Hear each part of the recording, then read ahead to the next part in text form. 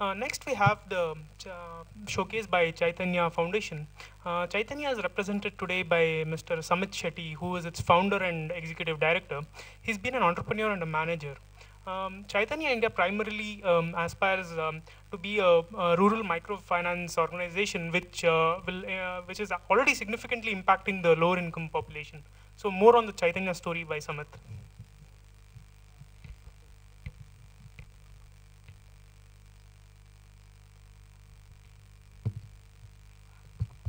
Yeah.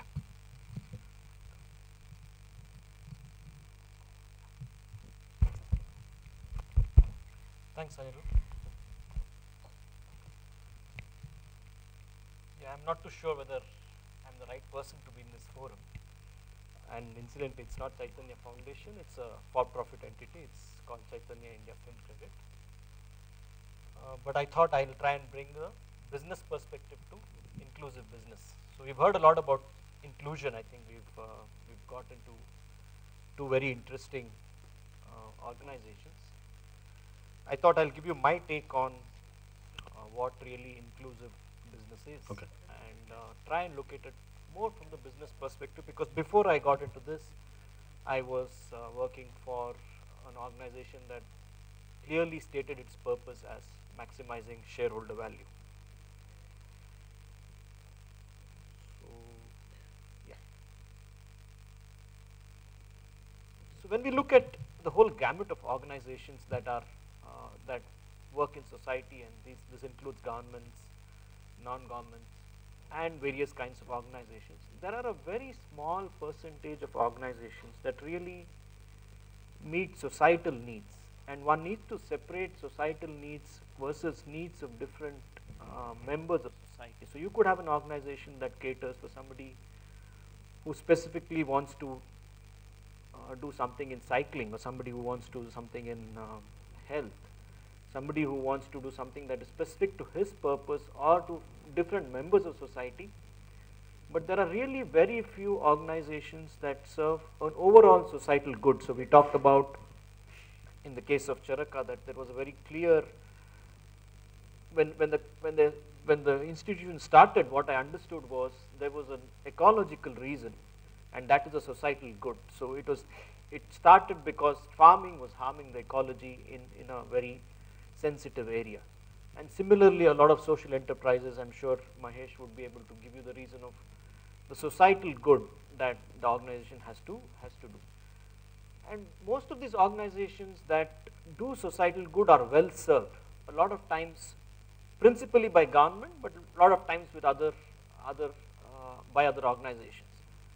But there are some specific societal goods that are very underserved, and when one looks at such underscaled areas of societal good but which are underserved, one also needs to address the question whether these societal needs and these specific problems that you're addressing are better addressed by what kind of organizations. Are they better addressed by organizations that really need to focus on efficiency on scale, or are they better addressed by organizations that, inefficient is the wrong word, my apologies there, it's more like organizations that don't need to focus on efficiency and scale. Organizations that are small, organizations that are focused on delivering a quality to the service, organizations that are focused on delivering an overall experience.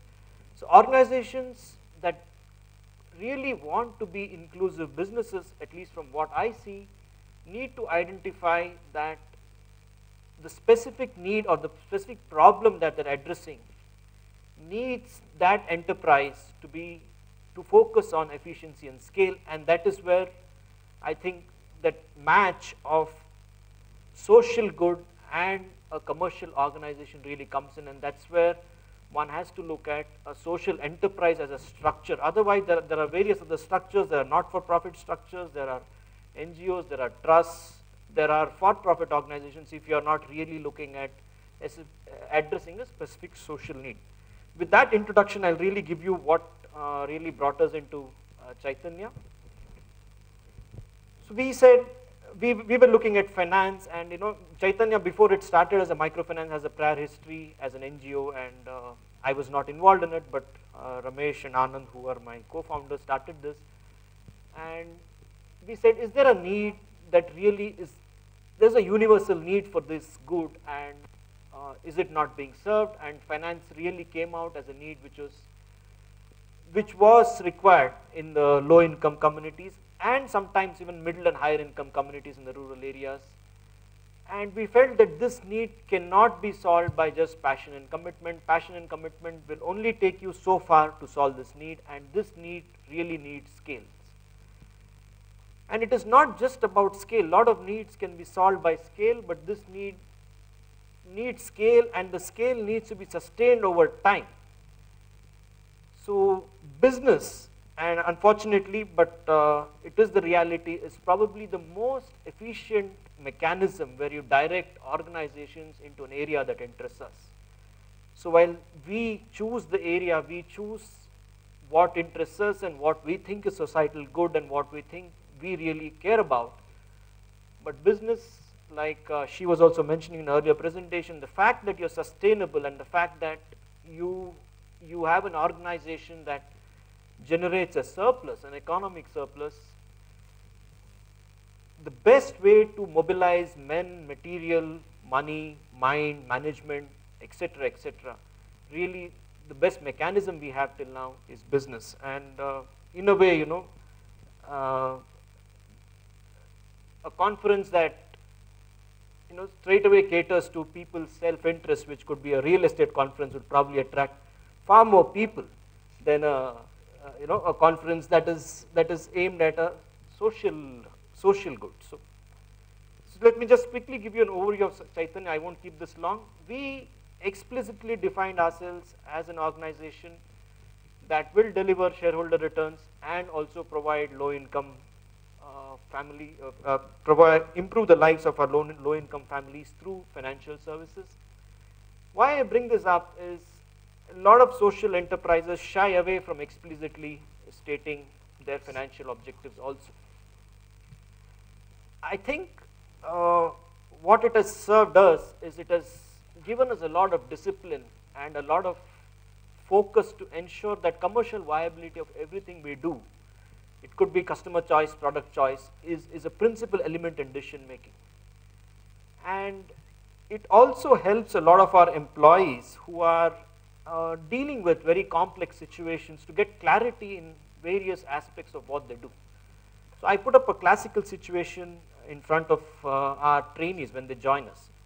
So you meet a very poor lady, and let's assume that she's 60 years old, and her health is failing her, and you know that she has no productive income to bank upon. She has a health crisis. She wants to borrow money, and you know that this money won't come back. Now, are you going to give her the loan?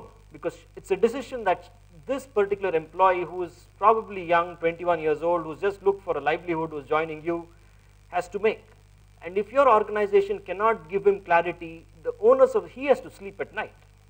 So the onus of the decision has to be on the organization and not on the specific individual who is making the decision. So if you made it very clear that your organization has a specific expectation of delivering social return or delivering financial return in this case, then he will probably make the decision of not lending money, and that's a tough decision for him, but at least the onus is on the organization.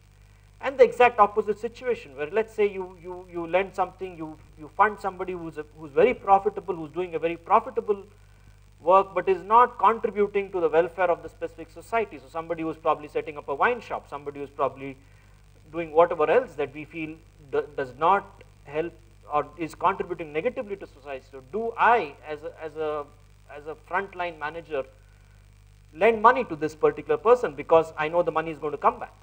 So if you are explicitly defining some of these things, it does help, and as you scale up and when you have multiple people making decisions at various points, it does help these people make some of these decisions.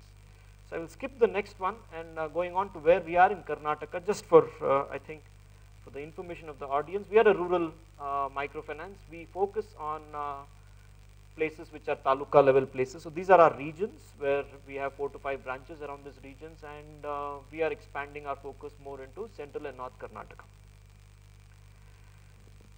So I'm nearing 40, and when you start getting to that age, you get into the habit of giving unsolicited advice. So the title is missing, but I'll try and give some unsolicited advice for some of you here. And I'm assuming that the audience, the interested people who turned up on the Saturday morning, really want to make a difference, and that's why I try and bring in the business perspective, because I'm sure you all have your passions and your commitment to do the right thing.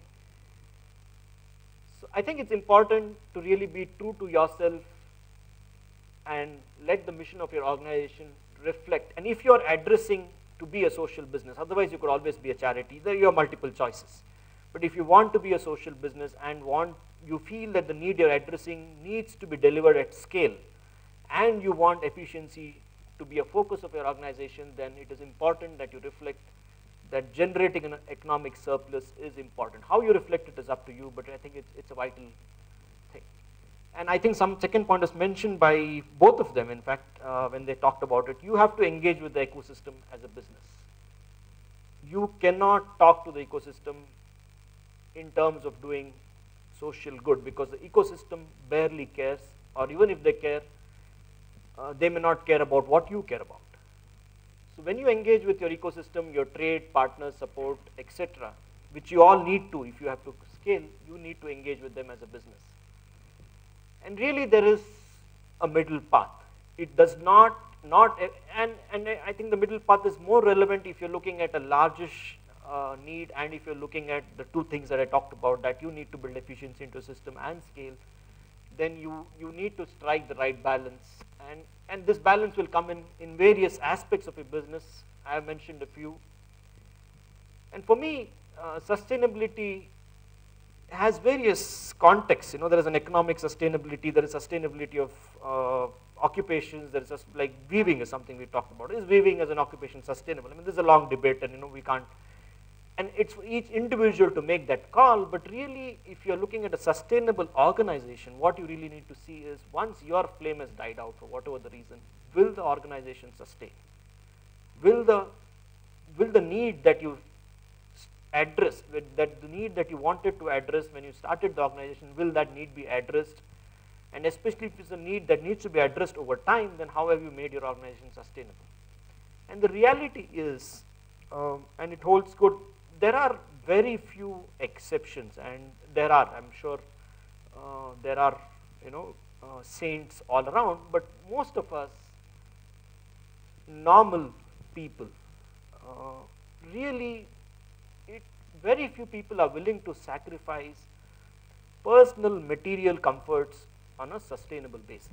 So if you want to set up an organization that really needs to have a lot of people working with you, if it needs to be an organization that gets on to a high level of scale, then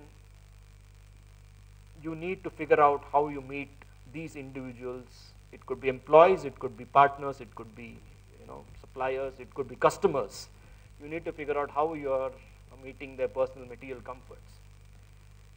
And if the cause is really essential to you, because the cause may not be essential to a lot of other people.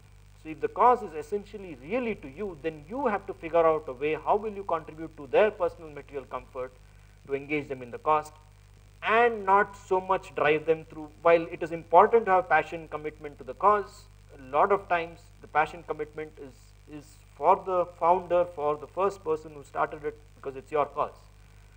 For the rest, you need to figure out a way, especially if it's an ecosystem, you need to figure out a way how to engage them and ensure that they contribute. I hope with these, I've inspired all of you to move into making your enterprises profitable. Thank you for having me here. Any questions?